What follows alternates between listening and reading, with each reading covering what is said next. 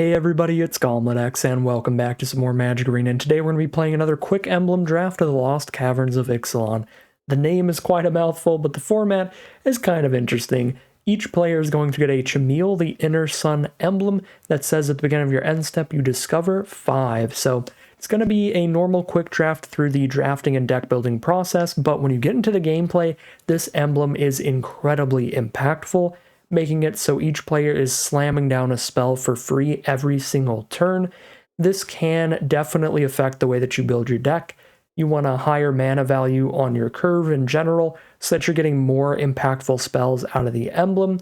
You can also run a few less lands because you're not going to be stumbling in the early games as often. You're guaranteed to be casting something, getting some good defenses to hold off more aggressive strategies.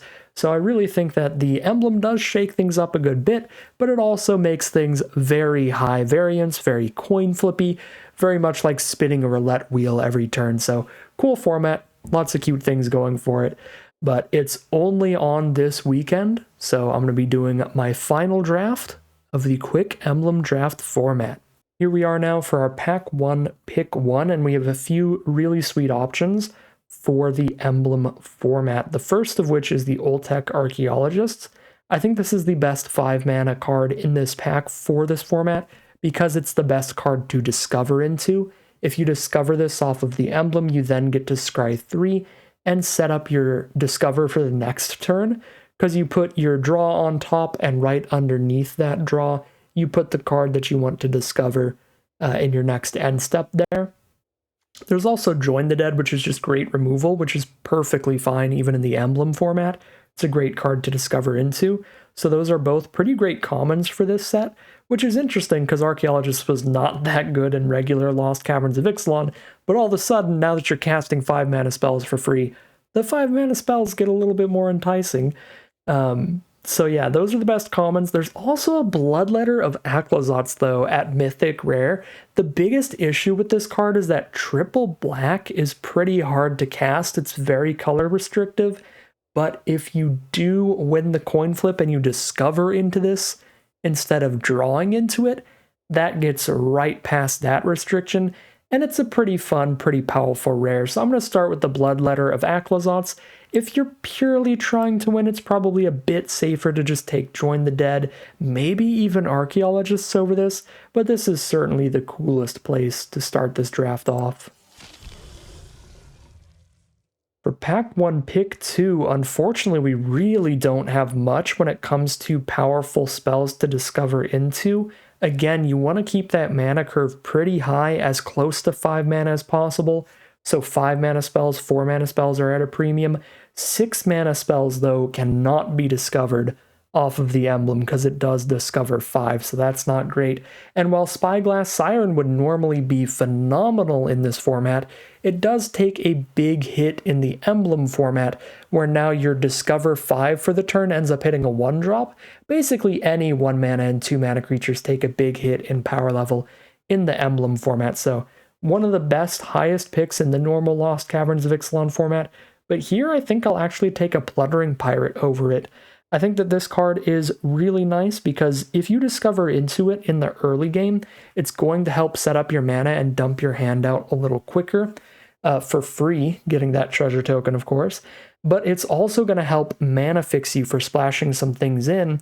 And when you're discovering every single turn, that's going to make it so splashes are a lot less risky, a lot more manageable, because half the time you're just going to discover into your off-color cards anyway, and you might not even need the sources for them naturally. So I'm going to take the Plundering Pirate here. For pack 1, pick 3, we see another pack that is unfortunately really low mana value stuff, outside of the 7-drop, which is literally undiscoverable. So for the best cards here, there's Sunshot Militia, which can be good in a board stall, and a lot of these games will end in a board stall because each player is likely playing 2 spells a turn. They're discovering into one and casting one. The board state can get really cluttered really quickly, so if you have a lot of non-creature permanents, the Sunshot Militia makes sure that you're still dealing a bunch of damage. If you have a bunch of creatures, it's not as good, because it's a little harder to tap a bunch of your creatures to deal damage to your opponent, because your opponent's likely to have a ton themselves with that emblem popping off. So I think Sunshot Militia is fine, but there is a card I prefer much more at common for board stalls, and that's the 5-mana Dinosaur that can tap and deal 2 to your opponent. So Militia's fine. It is probably one of the better options here, but I think I'm going to go with Eatskeent, Firstborn of Gishath. Fine little splash off the Pluttering Pirate. It can shoot something for 2 by itself, but also dinosaurs. There's a lot of 4 and 5-mana dinosaurs that are pretty beefy, and those can be pretty high picks when we've got an emblem trying to slam down a bunch of 4 and 5-mana creatures for free. So we'll take the Eatskeent there. Pick number 4, the biggest, beefiest card in the pack, is Dynatomaton, but we also have the option of Captivating Cave for some fixing, which can definitely be helpful as well. I think I will go for the Dynatomaton, though, make sure I have some dinos to go with the Eatskeent. Could also take Grasping Shadows as one of the biggest, beefiest cards to discover. I think that's also pretty decent. Seismic Monstrosaur, however, again, 6 mana value, means we'll never discover it. We could still try to hardcast it later in the game, though. But I'll go with Dynatomaton. For pick number 5, nothing good out of green. The red cards are small, so we take the big Primordial Gnar out of black, and that's a 5-mana 5/2.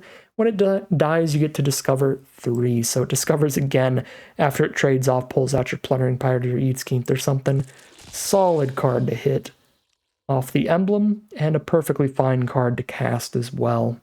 For pick 6, I don't think any of these cards are particularly good in the emblem version of this format. So I might just take the Kaslam's Stone Tree in case we get to go Jund, go red, green, and black. And this potentially works as some mana fixing, pulling out a land of the top 6, whatever kind we need. Pick number 7, huge fan of Malamet Veteran in this format. It's about as beefy as you can get for something that your emblem can hit for free. Something you can discover into for free. Pick number 8. While the Daring Discovery is something you can discover and cast a 5-drop for free, it doesn't actually do anything if you discover it, because you're going to discover it post-combat, so shutting off blockers doesn't matter at that point. Now, it'll still continue the chain. It will discover 4 and just hit a 4-drop, but at that point, you would have rather just discovered 5. You're just kind of nullifying your discover for the turn, making it slightly smaller than it would have been. So not a huge fan of that. But we're not going to play Runaway Bulger. We're just not going to play anything else in this pack, I think. Maybe like Screaming Phantom, just for more evasive threats like flyers and stuff. Maybe another chance. Yeah, I don't know. I'll take another chance. I don't think anything in that pack is super likely to get played, though. Pick number 9, we've got another Kaslam's Stone Tree for ramp. I really don't like, now that I think of it, I really don't like the idea of discovering into this. Because we really want to be consistently discovering into cards that immediately impact the board, just like creatures and removal spells. That's tended to be a really consistent strategy for me. So I don't know if I'm going to scoop up a second one of these this early over just a Brood Rage Mycoid or a Hidden Nursery. I'll take the Brood Rage Mycoid. Pick number 10, Spiketail's going to be fine because it does Swamp Cycle when we need the mana, even if we can't ever discover it. Don't like playing combat tricks like Staggering Size because they're horrible hits off of Discover, so I'll take another chance, but I think it's somewhat unlikely I play 1 copy and really unlikely I play 2. Alright, a bunch of stuff we're not going to play to wrap up this pack, and we'll see what we open up in pack number 2. For pack 2, pick 1, we start with another great black rare, the Starving Revenant. It's also pretty high mana value to discover, so that's really nice.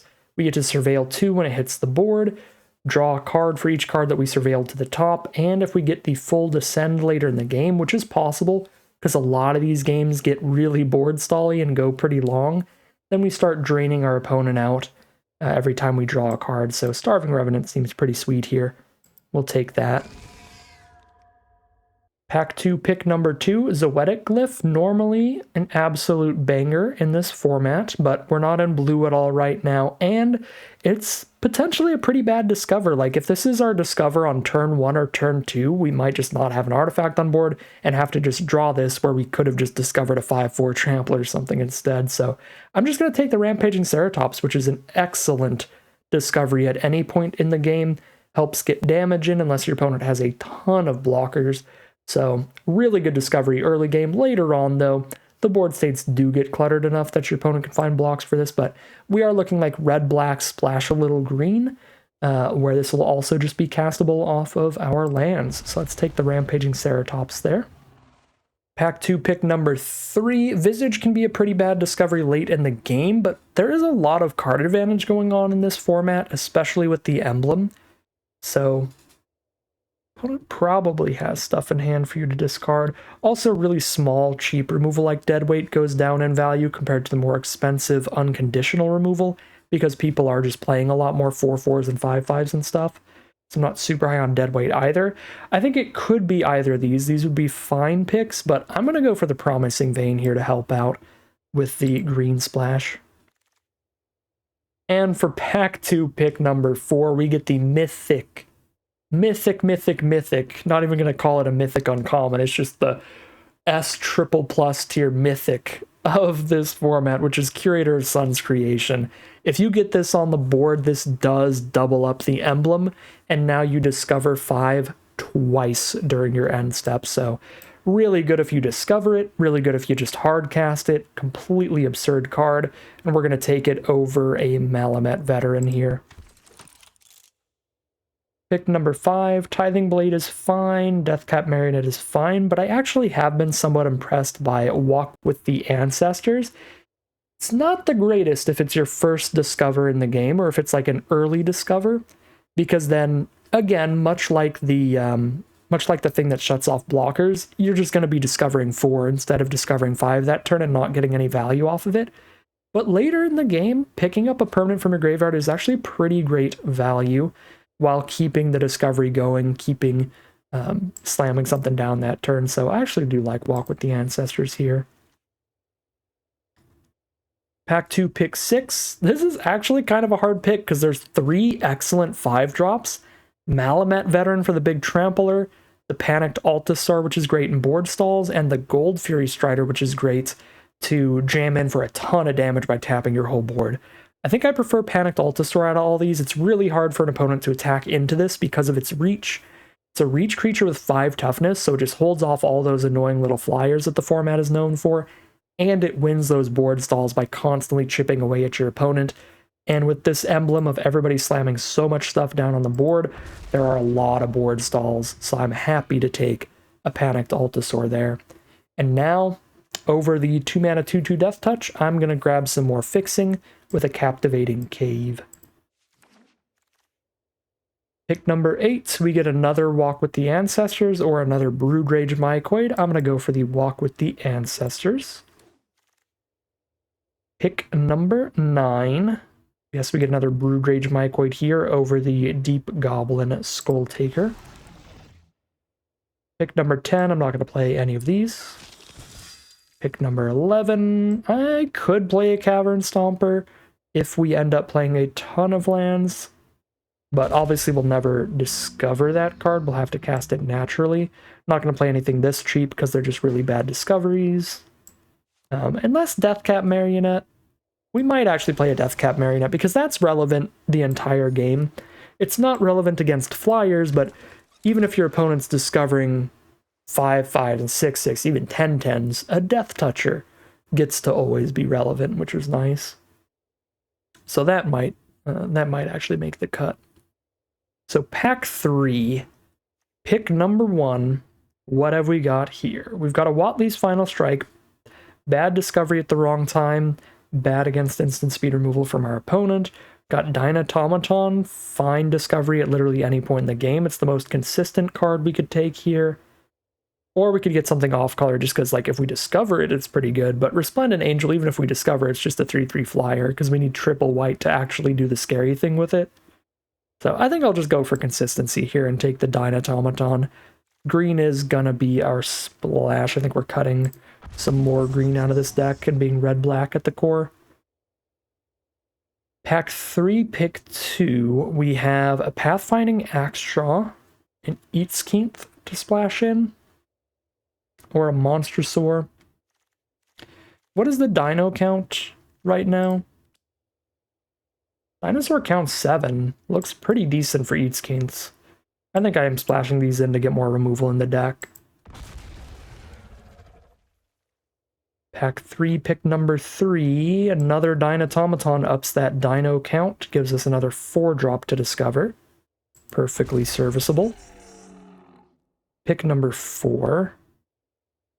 Idle's okay. Gold Fury Strider can be really good later when we've got a big board. Take the Gold Fury Strider. Pack 3, pick 5, Ray of Ruin now is a great card to discover, and it's perfectly castable removal late in the game. We are looking for more interaction still, I think. Take that over Captivating Cave. Pick number 6, another Primordial Gnar for the best discovery. Not the biggest fan of Tithing Blade ever, again, because these board stalls get really massive. I could play a Screaming Phantom here. Will not play a Fortitude, a Brawler, or an In the Presence, and I don't want to discover into Sunbird Standard, so I'll actually take the Nursery. I will not be playing any of these. I will not be playing any of these, and that is probably going to be true for the rest of this pack. Yep, now we're just going to cut a few cards and hop into the gameplay. All right. So our small discovers, our discover 4s or whatever, are probably just drawing Eatskeiths into our hand for later. Don't really want to do another chance when I have double walk with the ancestors. Is there anything that just doesn't work in here? Double green for Cavern Stomper is going to be probably too hard, as that's our splash color. All the 4-drops are at least just beating down. Stone Tree, I still really just want cards that affect the board, just creatures really. So I'm gonna probably cut that. Yeah, and then another chance, just a really bad discovery early, whereas the Walk with the Ancestors are good early, but still do the another chance kind of card advantage late. So we drop those 3. Would like to be able to cut a couple lands, even with this high of a mana curve, because the emblem makes sure we're pulling a non-land out of our deck every turn. So once we get to the late game, we end up with a super land-heavy deck anyway. To draw into the lands, we need to dump everything from our hand out. But I don't think I have cards really to put in here that improve the deck. I think putting anything else just makes the deck worse, because it makes our discoveries on average worse when we could randomly hit a Stone Tree or randomly hit a Freebooter. That would be terrible. Yep, I think this is going to be the deck. We run all these cards, we run our 17 lands, and spin a lot of hefty discover spins with a lot of 5-drops and 4-drops in this deck. Looks like a solid place to be. We will call it a deck here and head into the gameplay. All right, here we are for game 1. Our opponent's on the play. We've got nothing to do early, but that's going to be the same for most of our hands. We are definitely relying on the value of hitting 5-drops early. Our opponent is doing the same with a Walk with the Ancestors to discover 4 instead for their first hit. Find a Soul Coil Viper. Turn 1 Soul Coil Viper, actually potentially scary, because now they can land cycle turn 2 and then they can reanimate whatever they want turn 3. Our first hit is Dynatomaton. Super reasonable way to start things off. We're definitely behind here since our opponent is on the play. Getting that first discover is pretty big for potentially explosive, unstoppable curves like Soul Coil Viper with the Spiketail engrave. And now they hit a Cave Crawler. Alright, that one's not the scariest, but that will get better later. Let's drop the Promising Vein so I can pull a Swamp out of this deck. And they are not going to double block because they want the Soul Coil Viper to reanimate the gigantic thing. So let's poke for 4.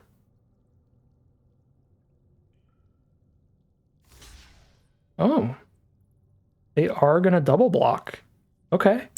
So our Dynatomaton gets to make sure they don't reanimate the 5/6. I think that's fine. Oh, discover a Curator of Sun's Creation, and I am begging my opponent not to have a Tithing Blade right now. Looks like they don't. They probably would have done it pre-combat. Yeah, they just discover, and we just need them to not get lucky on this spin. Just tell me it is not removal on the very first spin with Curator. It is not. It's a Sunbird standard. It's their mana fixing.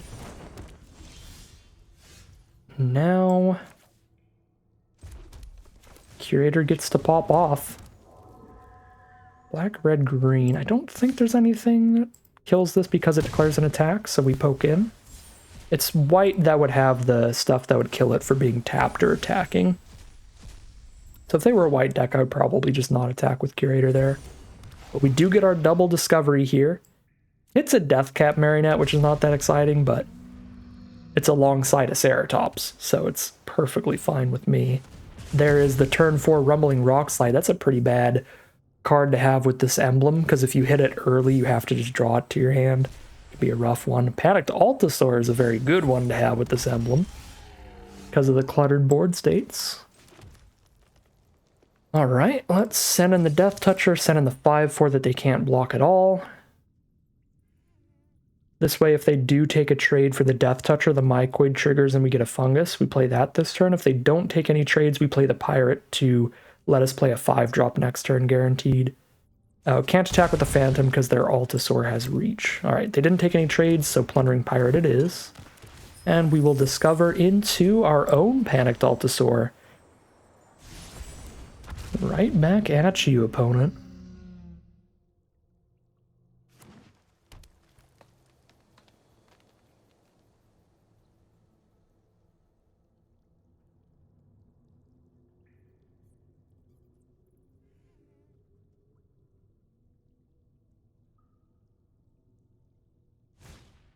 There's a Chupacabra Echo for 2, so kill our Flyer or our Death Toucher. They're going to choose the Death Toucher.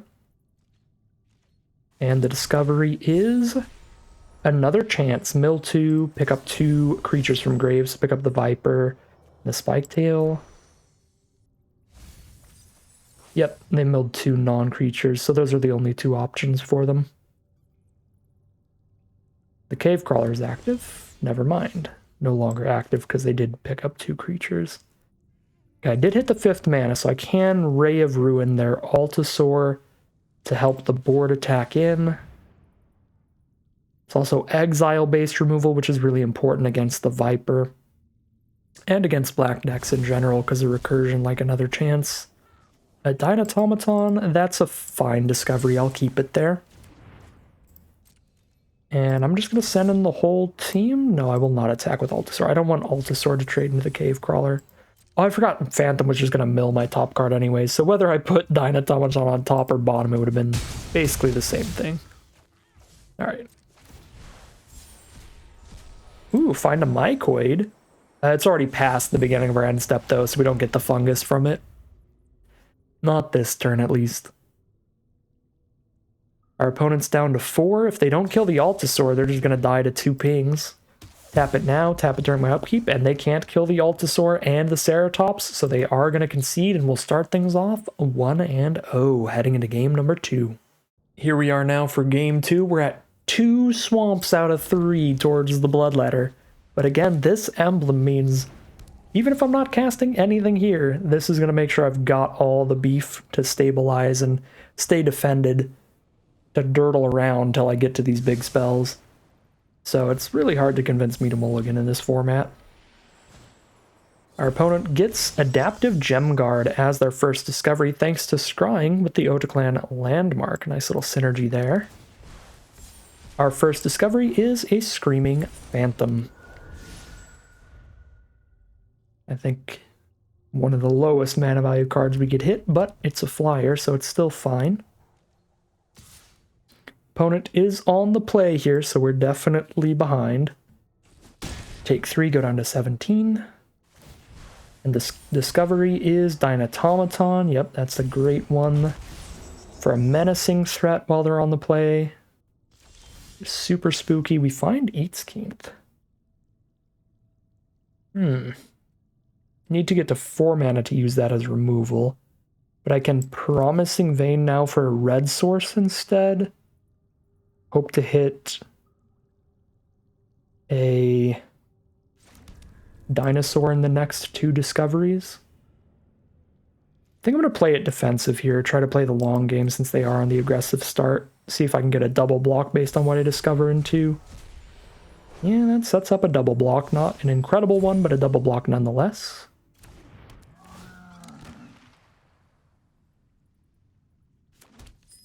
I guess it is a fine double block on the gem guard. Or I just single block it. But yeah, against a 4 power creature, it's not a super good block. So they probably just tap landmark in standard and send in with 2 4 power creatures. Yeah, I am under enough pressure though. I think I need to take a 2-for-1 trade. Just stick around. I'm gonna do what I'm... Got a Death Toucher or 2? I don't know. This is always going to be small enough to die to Eatskeith, though, and Gem Guard might get too big. It's going to be a 5/5 next turn. Maybe bigger from there. So let's block the Gem Guard.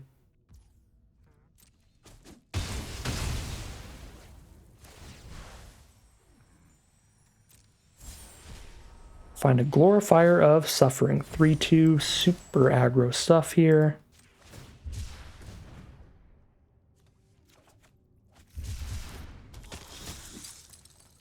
Maybe even sack the landmark. Yeah. Okay. So now I got a Dynatomaton. Make sure I have a Dino here for Eatskeith next turn. I go Mountain Eatskeith off of Dynatomaton. We have to just be fully on blocks here. Still, I can't, like, be thinking of future plays of like, oh, I could hold this treasure and then crack Promising Vein so I can bloodlet her later. It's like, no, we need to just defend ourselves to the maximum right now.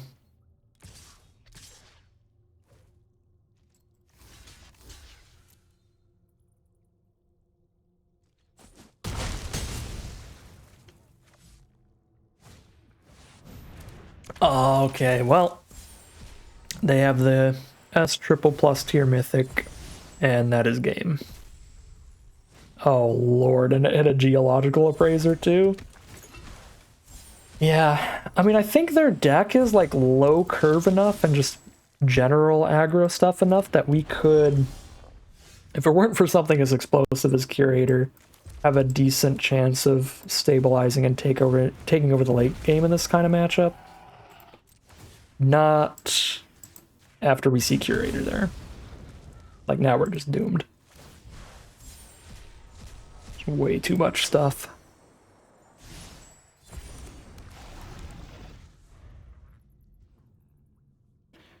Still not just instantly dead here without some follow-up. Okay, Cloud Guard's gonna make us instantly dead, because they can just tap their whole board and make that like a 9-power flyer pretty easily with Gold Fury Strider. It doesn't have haste, so I think we do still have one more turn to live, but they're just going to juice up the Trampler. That might be lethal. Probably not, but it's close. At the very least. Yeah, that's definitely not lethal.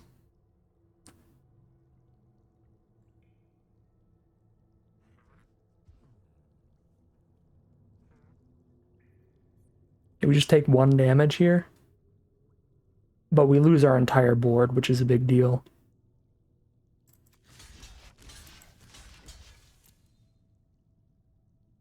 Still definitely the best play.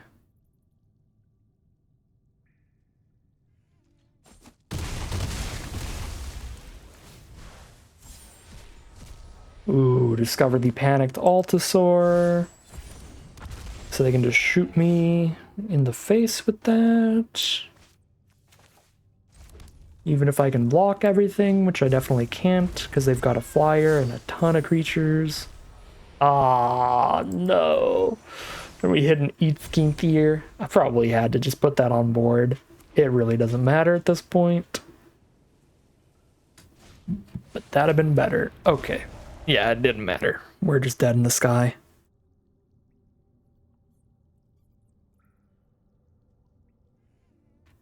They just make that 7 power and ping me with Altasaur. That's 9 damage.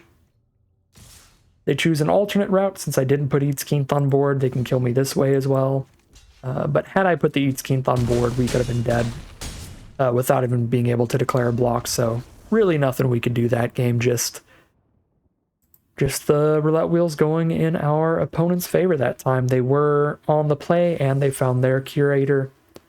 And so we shall get slaughtered 1-1 heading into game 3. All right, here's our turn. Now we're on the play and we have our curator, so see if we can't get our own slaughtering going on here. That is not a good start. Eatskink is the one we always want later for removal. Our opponent finds Might of the Ancestors first. All right, not an incredible start for them either. Second discover is Panicked Altasaur, which is absolutely fantastic. And their turn 2 play is an Attentive Sunscribe. They are playing 2 drops. That's a good sign for me. And uh-oh. Their discovery's a mythic, though. 4/4 flyer. I'm happy to have a 4/5 reach, but that's still bad. Especially if they start sacrificing permanents. Gaining the life, maybe making vampires later. Could be very bad for me. Find a Plundering Pirate. That's a good one. That gives me the green for the Eatskink, so I can play it next turn instead of having to wait till 5 mana to filter through the Captivating Cave. And I can Eatskink to kill their Veto. I guess I have to just trade into Veto here because I forgot they get +2/+0 Vigilance. Yeah, I think this is bad enough. I have to just trade here rather than keep the Altasaur for dear life. Now they have... what is this? There are 4 more permanent cards, permanent types they can flip this into just like a whole ton of mana. Okay. Massive mana, basically. Let's just cast Curator of Sun's Creation and get our double discover going. I'm pretty chill attacking with Plundering Pirate when I'm about to get 2 more creatures. Change to the Envoy instead of Sunscribe? I am cool with that.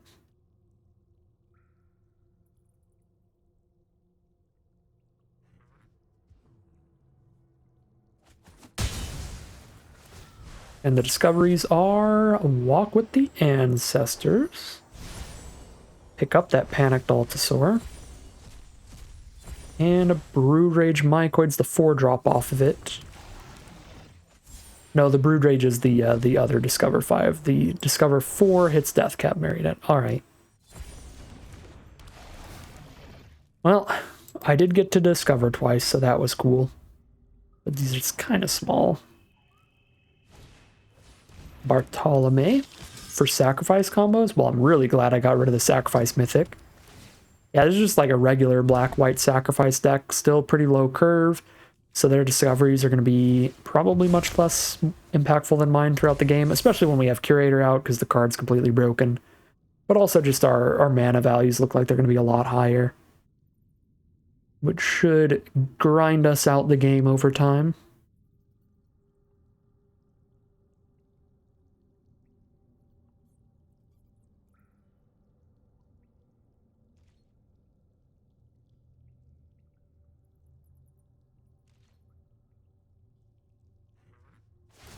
Their discovery is 5 mana removal. There's the Ray of Ruin for the Curator.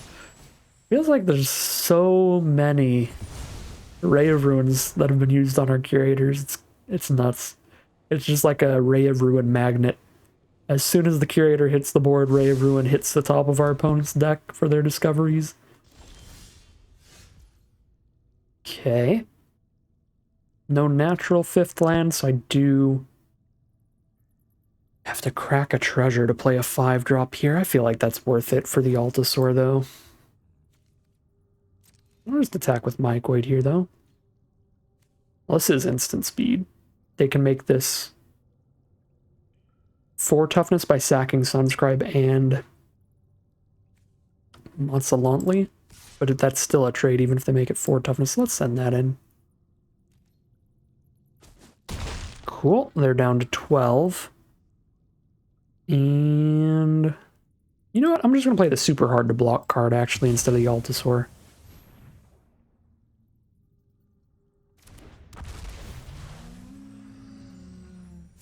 And we discover a burb. Screaming Phantom in the sky.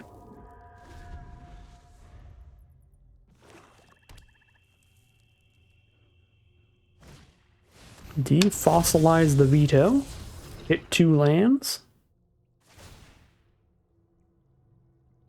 I do need to top deck a land, but if I do top deck a land, I can just kill veto with Eatskeenth.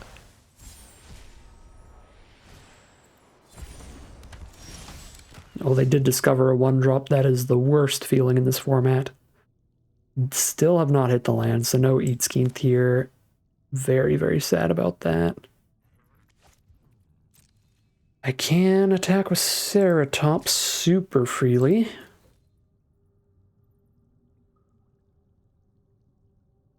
I guess they could actually do something pretty fancy here. Okay, well that's not it. Well, maybe it is. To do it 3 times to make the 4/3? No, it's not. Say if they triple blocked with Bartolome and Sunscribe and the Freebooter and then sacked a bunch of stuff, they actually could have made Bartolome 6 toughness and kill the Ceratops. But now they still have to triple block with other stuff I can kill.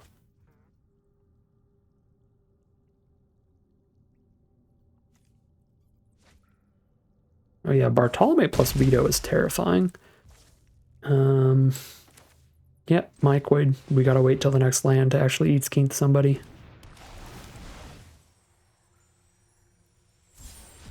Dynatomaton. Alright, come on out. They're down to 9. 4/3 Menace is definitely helpful. Guess it's kind of like they're at 11 though, because they are going to gain 2 again with Veto. Alright, Iron Paw Aspirant puts a counter on Veto. Grasping Shadows. Okay. Gain 1,000,000 life is the play.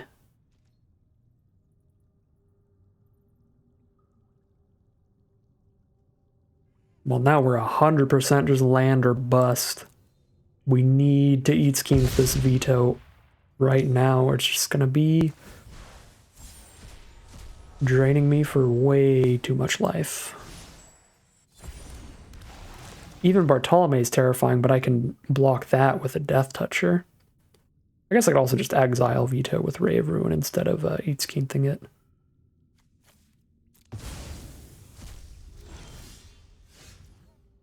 We cannot find mana. Well, we're just getting Veto Bartolome, I guess. Because they can't break through 5 toughness cards. They're going to gain another like 7 here. Alright. I guess we lose then.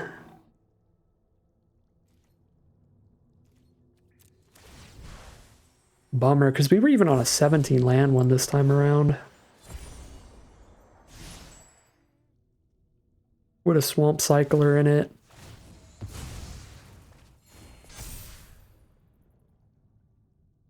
Yeah. Bartolome plus Veto is gross.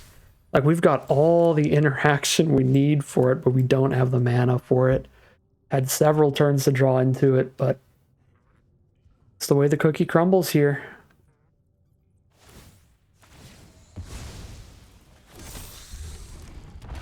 We are dead in the sky. And that is going to be 1 and 2, heading into round number 4. Here we are for game 4. We are on the draw. I am scared about that. Opponent gets the first Discover. And it's an immediate Master's Guide mural for a 4/4 here. Well, let's see what we get here on the draw. That's our 2/2. Turn 2, there's the Tithing Blade for the Phantom. A lot of big, wide board states in this format, which makes me a little lower on the Tithing Blade, but turn 2 Tithing Blade is still always going to be good. There's a Plundering Pirate for the treasure token. Now we just gotta discover something again. We find Eatskeep. The poorly timed Eatskeeps every time. This one isn't horrific, because I do get to shoot the Plundering Pirate. These have been a lot rougher in this deck than they were in our last one.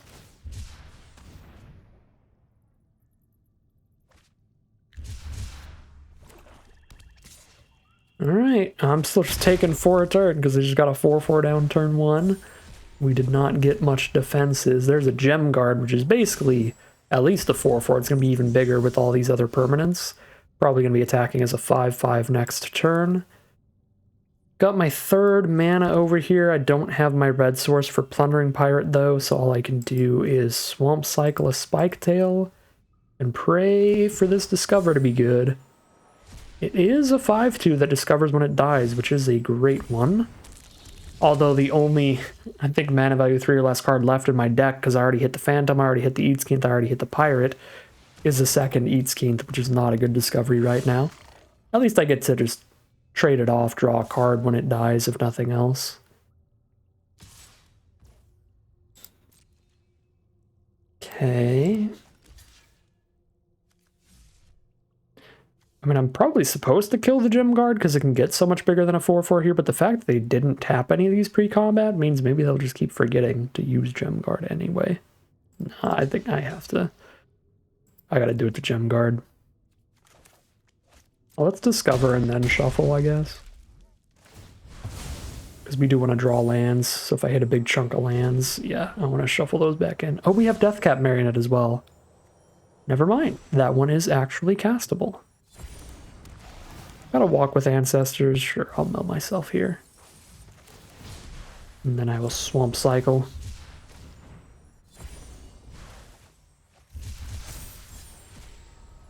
Malamet Scythe is their discovery. Buffs up the Skull Taker, now it's a 5/5 menace. Here's Brood Rage Mycoid or Starving Revenant, but I cannot afford any of the life loss on that right now, so I'm just going to go with the Mycoid. And hold everything up for blocks and get another blocker. Not another blocker, but a removal spell's fine here. Get rid of the Menace card. Have a 4/3 to trade into the 4/4. I do want to hit land 5, so I'll keep the Swamp. Even if it's not my first red source yet.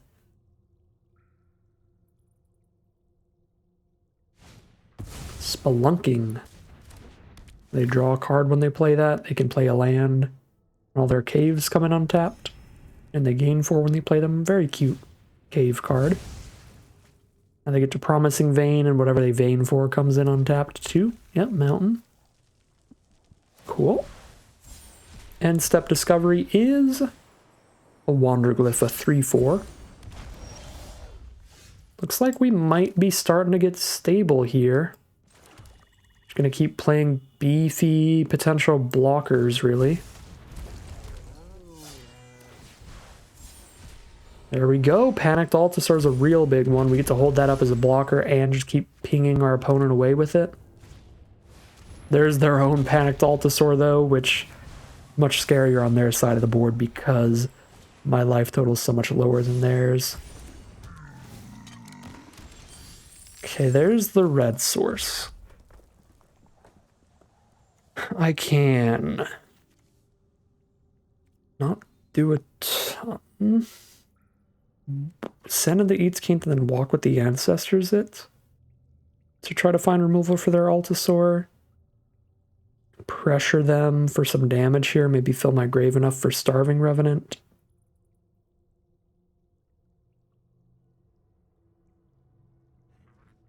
To get that life gain. can play Pirate plus Revenant. That's a thing. Make this 5. They still just double block it. I only kill 1 card with it. But then Mycoid triggers. Revenant will be at 8 permanents if I mill 2. I think that's fine. Let's do that.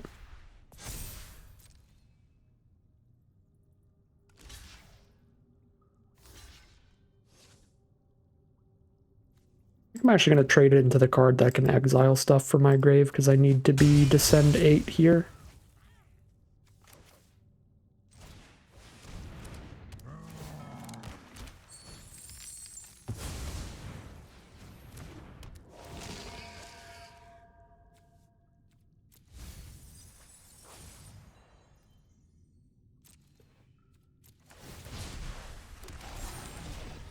Discover a Dynatomaton. The board's getting wide.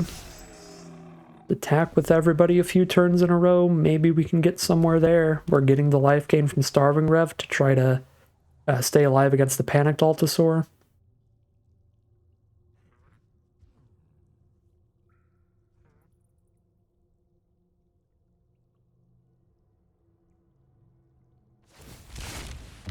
Alright, they're going to flip their Tithing Blade to counteract our Starving Revenant. This will gain me 1 and drain them 1, then that'll drain them 1 and gain me 1. Or the other way around. What do they discover? Sunbird Standard, just a mana rock, but it can turn into a flying haste creature to try to kill me with. Luckily I've got an Altasaur to block that.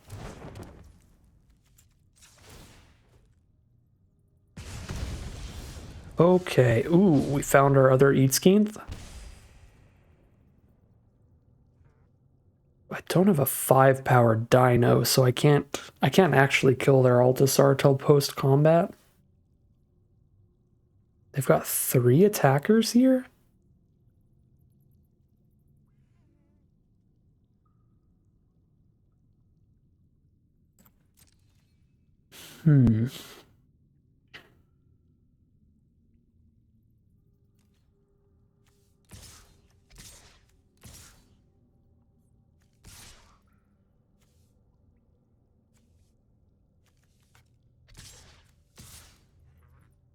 This is 2 blockers up. I'm going to play a 3rd. They get to kill Mycoid. They try to kill Mycoid for free, kill Pirate for free. Take a chunk of damage. But then I have Eatskeith to finish off the Altasaur this way. So we lose Plundering Pirate to kill Altasaur. Well, and Mycoid, but Mycoid to Altasaur ends up being kind of a trade because Eatskeith, but then we lose Eatskeith as well. Actually,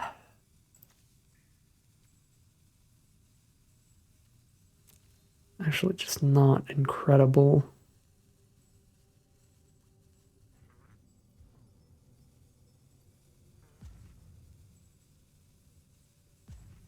I don't know, like if we just keep staring at each other, they're outpacing us.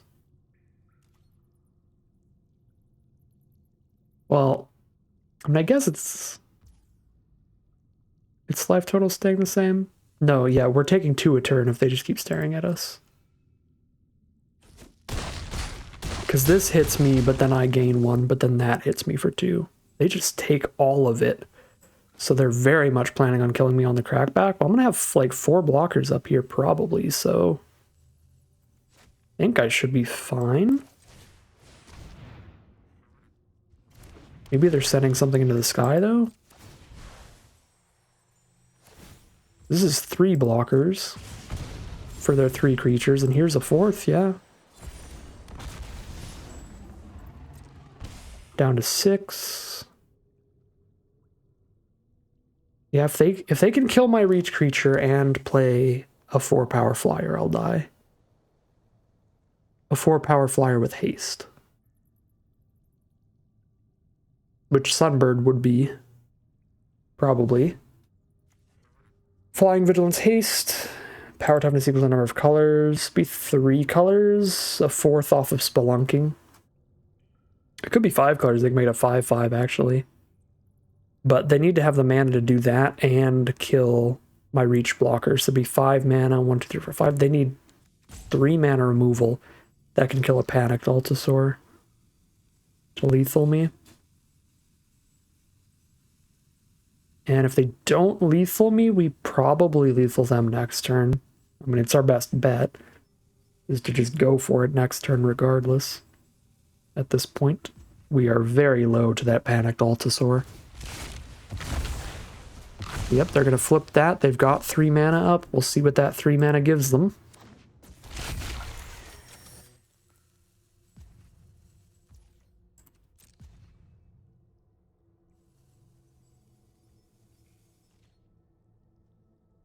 Main phase 2, they say. They do not attack into the Altasaur. Oh, they're going to use that to get a bunch of mana? I didn't even realize that part. They're going to play a Hotfoot Gnome.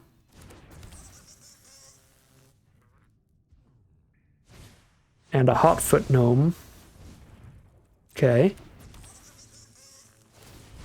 And they're going to try to not die, I guess. They discover the Belligerent, which makes one of the Hotfoot Gnomes block as a 5/5 instead. They're at 4, and they can't gain a life right now? Yeah, I was going to say, I'm just going to slam that all-attack button. And if they don't die, we cast a Curator. Because they're going to lose most of their board, and hopefully Curator hits enough blockers for us to survive. But they do die. Really sketchy, really close game there. They just had some pretty aggressive stuff on the play. Things started a little bit slowly for us, but pull things back in the end, and we are 2-2 heading into game number 5. All right, one of our Eats Keents in the hand. I like to see that. That means we don't discover into it. And I believe we're on the play as well, which is also incredible.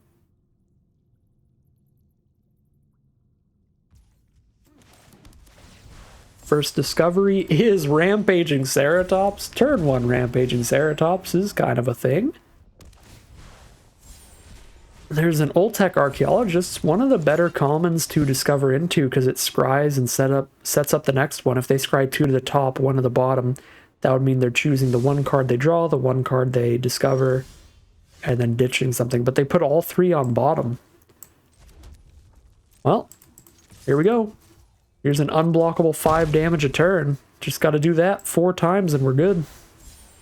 And here's another 5 power creature. Turn 2. There's another tap land for our opponent. No attacks. They discover into a 2/5 blocker. That's good for the Primordial Gnar. I'm going to Swamp Cycle the Spiketail.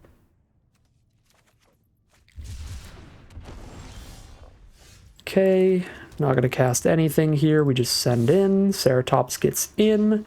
Gnar trades for the Archaeologists. And it finds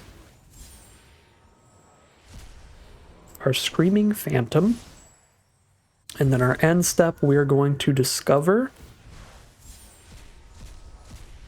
Walk with the Ancestors, which will then discover something else. I should have picked up the Swamp Cycler, maybe? If we want to draw into a 6th land. Alright, Plundering Pirate it is for treasure.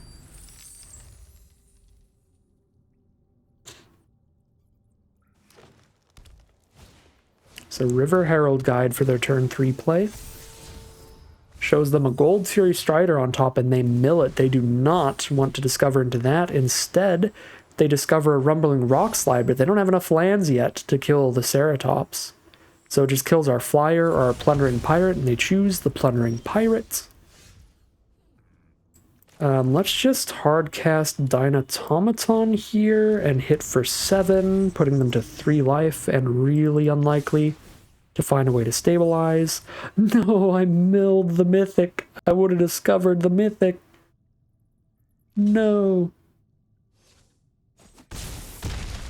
Alright, they're down to 3, and our discovery is Starving Revenant instead, which is pretty fine. I actually don't really care about these cards because I have so much in hand, so I'm just not going to shoot myself in the face. I'm just going to mill a little bit. Just in case. Alright, yeah, Bedrock Tortoise. They hit a Dusk Rose Reliquary, but they are very dead, and we are now 3-2, heading into game number 6. Here we are for game 6, Snap Keep. If I stumble on mana, the emblem's going to hold me. And if I find the red source, I am golden. Pirate into Curator of Sun's Creation is one of the craziest things we can do in this deck. Turn 3 Curator. Well, still turn 4, but super guaranteed turn 4 Curator if we get the treasure.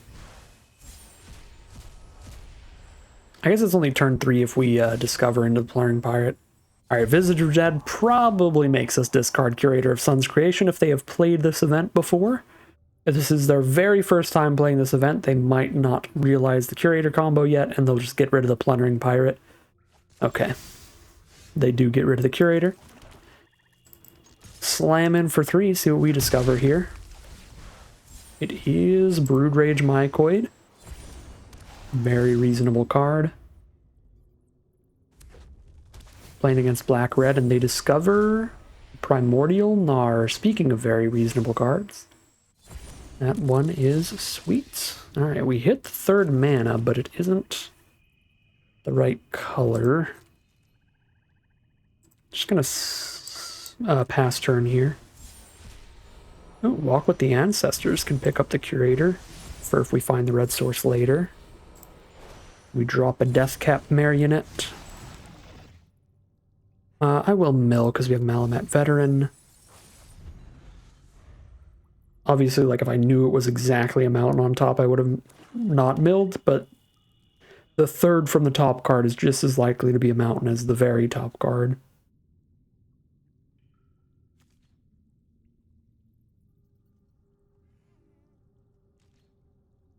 Alright, opponent passes, discovers another Primordial Gnar.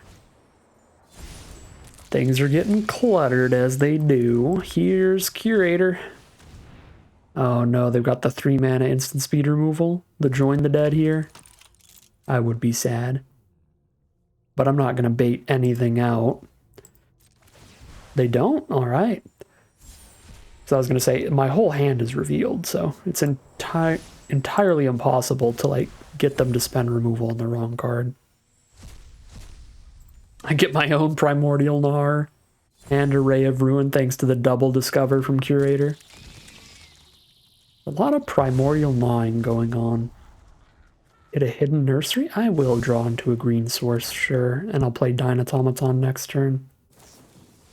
Idol of the Deep King was their instant, so 2 damage, so kills the Gnar. That's actually kind of sad because it gets rid of what I wanted to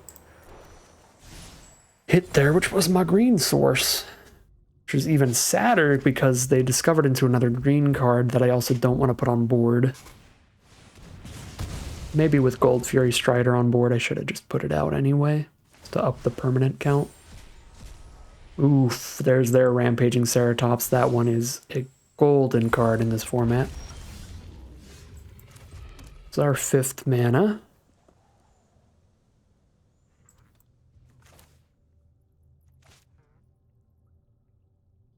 Probably play our own Ceratops, and we are on team outrace the opponent? Question mark. Yeah.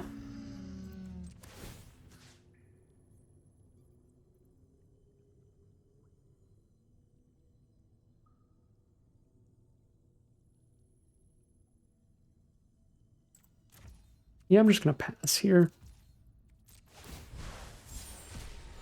Oh, there's a flyer. That is going to make Gold Fury Strider a lot better. If they don't just blow up the flyer. Or play their own. We could actually also just put all the +2/+0s from the Gold Fury Strider onto the Rampaging Ceratops. That would work as well. Panicked Altasaur. Alright, so they do play a reach creature. And they discover their own Curator of Sun's Creation. Eatskeith, it is time to earn your keep here. We need to do that. Let's do that off the Captivating Cave. I guess I could do it off Plundering Pirate, so I have more permanents more quickly for Gold Fury Strider. It's probably better.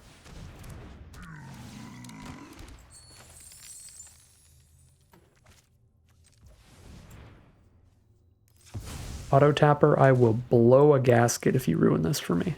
Okay, good. Say, do not use the captivating cave. I am begging you. How much power does the Ceratops need to have to kill all their creatures? 9, 10, 11? 5, 6, 7, 8, 9. I could tap my entire board to do that. But then they crack back pretty well.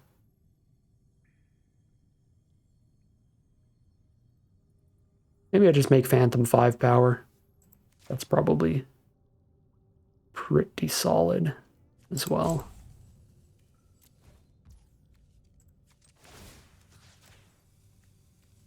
Like do that.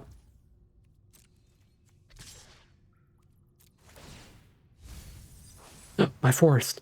Well, I've got Captivating Cave, so we're fine. But that is a little sad. Hey, we killed a Panicked Altosaur. Let's go. And the funguses, or the fungi, are actually useful with Gold Fury Strider on board. So Brood Rage Mycoid putting in a tiny bit of work.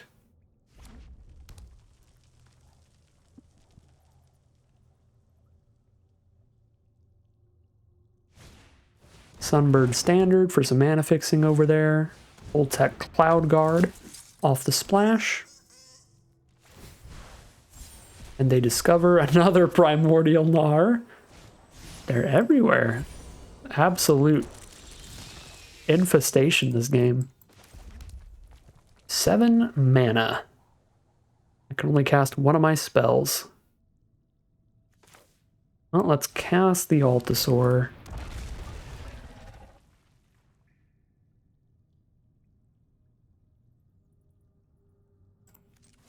Alright, let's just rip 3 of their creatures off the board, I guess.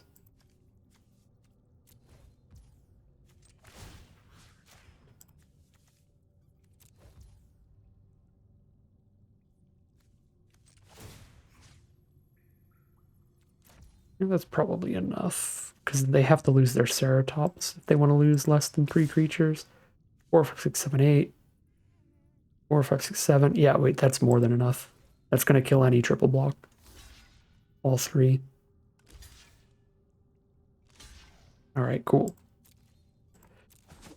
We get to see what the Gnars pop out here.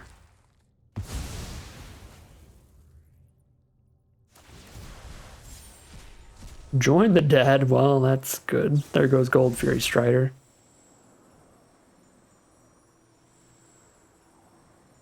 And the other one finds Fungal Fortitude. So if I do kill the Cloud Guard, then it will come back. And it's big enough that it can attack into the Altosaur, which is also bad.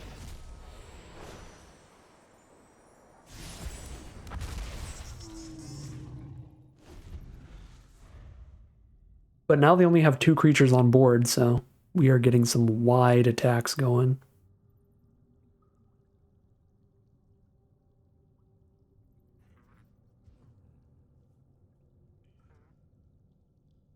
Sunshot Militia actually looking kind of sweet right now, but I did not draft one of the Sunshot Militias we saw.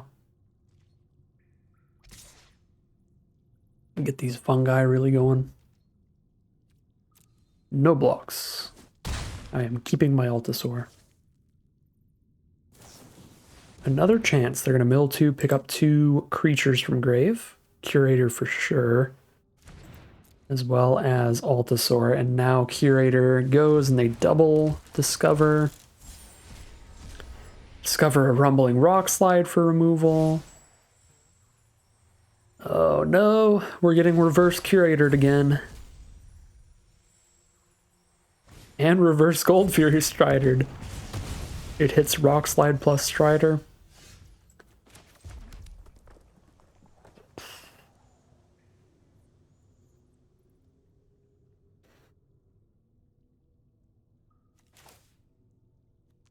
Cast 1 spell here. I can't kill this thing. I'm just gonna go all out and try to outrace again. That's my oh shit button. That's our best bet. We've got a wide board state. They can only block 3 creatures a turn. Maybe attack with everybody twice could kill them.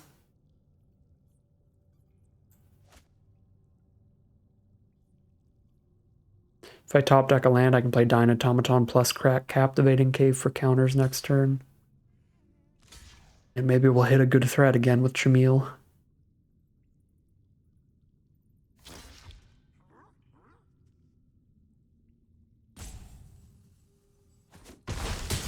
Yeah, they're really low on life. If they don't just kill me here, they're probably dead.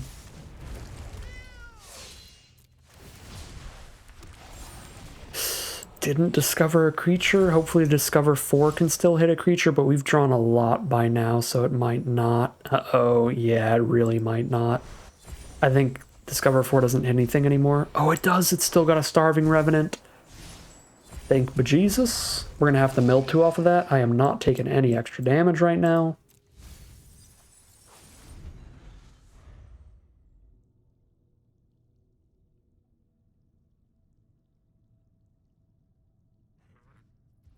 Okay. 15 life to 5 life. But I can't block the flyer at all. I can't block the Ceratops. That's 10 damage. They can flip the idol into the blade for an extra 2. That would be 12 damage. They have to find 3 more damage to deal with to me somewhere.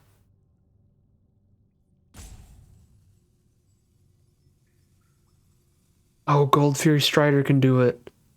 Oh no, they can tap the Visage and the Standard to buff the Cloud Guard, then tap the Strider and the Curator to buff the Cloud Guard, then just put the knife on the Cloud Guard and send in the team.